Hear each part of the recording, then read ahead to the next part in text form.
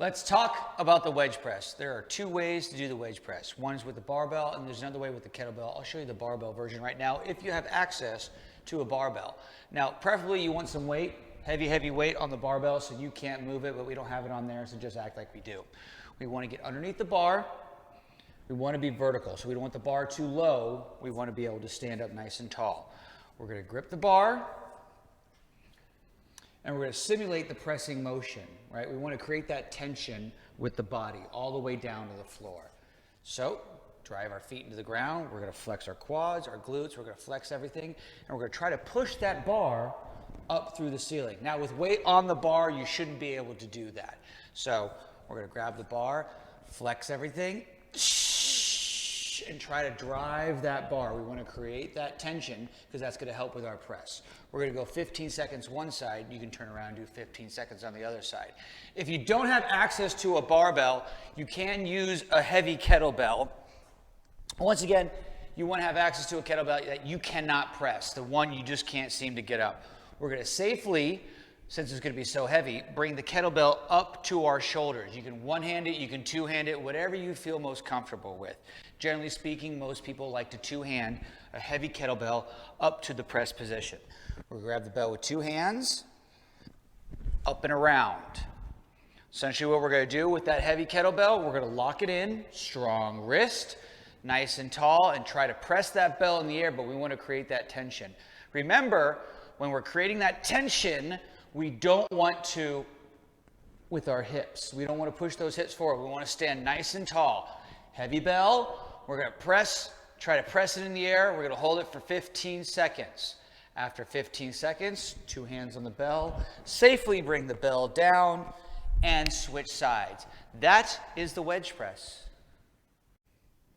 Cossack squat. Some people call it a side lunge, some people call it a Cossack squat. It really doesn't matter. Essentially what we're doing, we're going to separate our feet nice and tall. The key here is keep your torso up. We don't want to bring our torso down to create depth. We're working on our flexibility and mobility. We're going to be nice and tall. We're going to lean over to one side. Push through, stand up nice and tall. Lean over to the other side. We want to focus on making sure that knee doesn't collapse in as we go over to one side, or we don't rotate and fall all the way out to the side. Preferably your toes forward, but that doesn't matter as much as long as you keep that knee tracking. You can use a kettlebell if you like. Safely bring the bell up. You can either do bottoms up or goblet style, whatever you're comfortable with, to work on that goblet squat and that Cossack. And that would be your Cossack squat. Kettlebell mid pull. Now remember, we don't, with any mobility and movement exercises, don't want to go too heavy depending on the exercise. This is one of those exercises or drills you don't want to go too heavy on. You want to use a weight that you can control. So essentially, what we're doing is we're going to be swinging the bell and pulling the bell into us.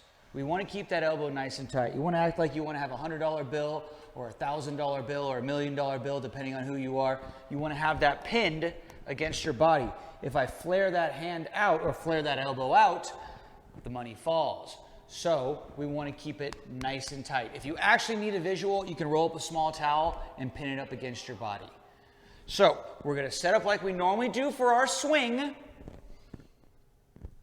We're going to set up, we're going to swing and pull the bell into our body.